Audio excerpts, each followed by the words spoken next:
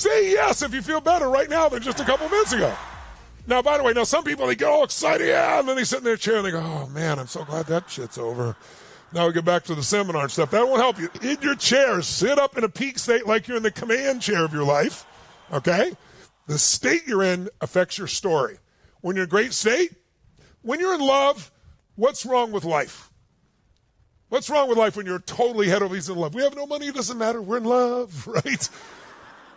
When you're in the right state, when you have the right story, and you're in the right state, you have a different story about your life, you then come up with the answers, the strategies.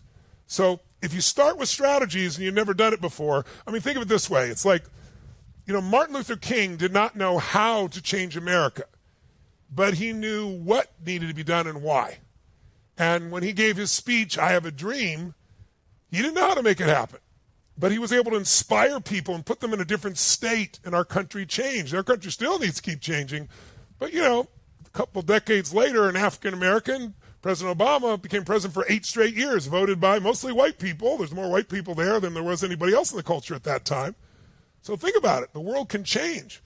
Or President Kennedy, when he said, we're going to put a man on the moon in this decade and bring him back to the earth safely, the people in NASA were like, he's insane. We don't have the resources. We don't know how to do that. He goes, I don't care you know how. This is what we're going to do, and this is why we're going to do it. If you get a strong enough what you want and why you want it, you can figure out how. But you got to do it from an altered state. So that biochemical change is what we do. We go 4 days and nights. Here, only a few hours, but even these few hours, you can start to experience this if you push yourself. Who's up for it here? Say aye. In fact, let me show you something real simple.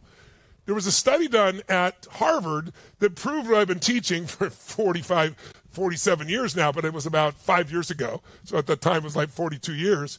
And what they showed was you can change someone's biochemistry just by their posture. Now, I don't tell people just stand a certain way. I have them move. I have them use their voice. I have them activate their whole nervous system. But take a look at this. In fact, let's try something. Stand up wherever you are in the world just for a second. Wherever you are, please stand up. And let me show you what they found in this study at Harvard.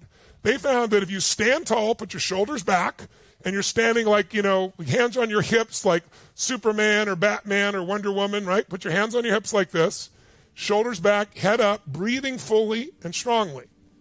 They said they found biochemically, within 2 minutes, you'll increase your testosterone with your man or woman in your bloodstream by 20%. So that gives you that drive. Your stress hormone, the cortisol, drops by 25, and your risk tolerance, your willingness to take a risk and do something you wouldn't have done before, increases 33%. So just stand like this. Now, many of you look like you have a cape on your back, like you're a superhero and shit. But I want you to have to do this. Now, I want you to add to the posture, make a movement that feels strong, like a movement that would make you feel strong.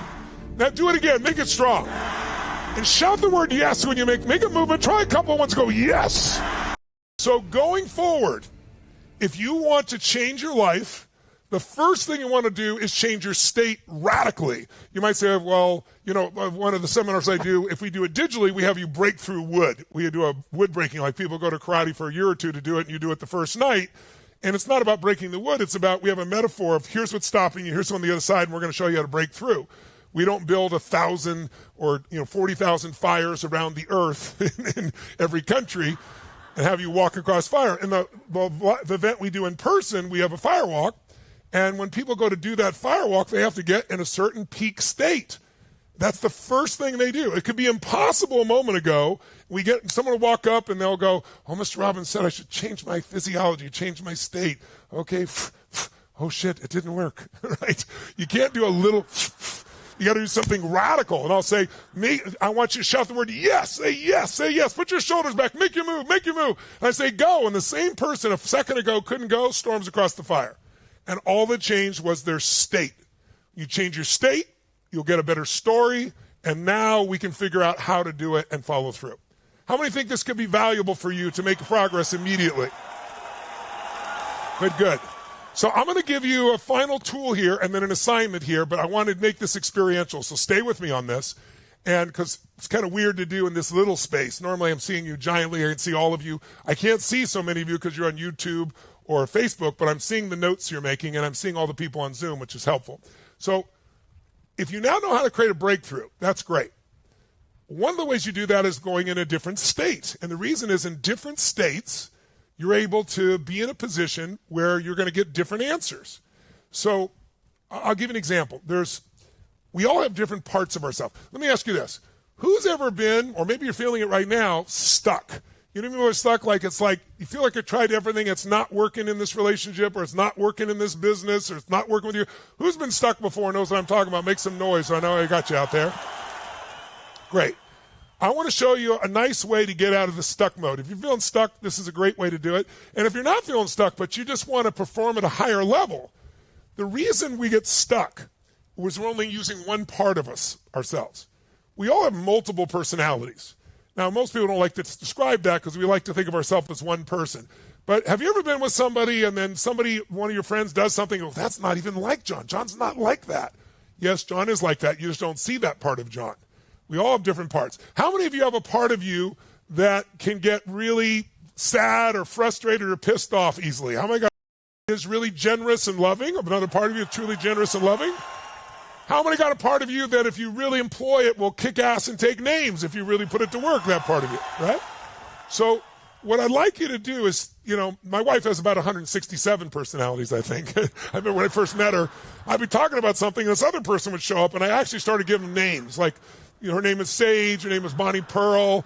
I've got some other names I'm not going to repeat with you that I have for her too. But I actually started labeling so I knew who I was talking to. But I want to have you consider that there are archetypes, that there's at least 4 archetypes that we could use within you. And I'm going to make this quite practical. So let me give you an example. 4 years ago, I got a phone call from Conor McGregor's team. And, I work with a lot of athletes. And Conor had, a year and a half or 2 years before, lost from this man named Khabib, if you know the UFC. He was an unbelievable fighter. But they had really bad blood. It wasn't just getting beat. They said things to each other. They attacked each other's families and personally.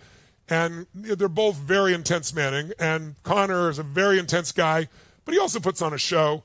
But when he drinks and he's angry, like anybody who does that, he gets really intense. And so he lost to this guy, and he was living on anger. And before, he was considered Mystic Mac. He could, read people's punches before they happen. And so he said, look, Conor's working his tail off. He's agreed to not drink any alcohol at all. He's really committed to getting better. But we really want to tune up the psychological part to make it as strong as possible, and he believes in your work, so would you come work with him? So I did. So I don't share everything I do with someone, but I can share this because it's general.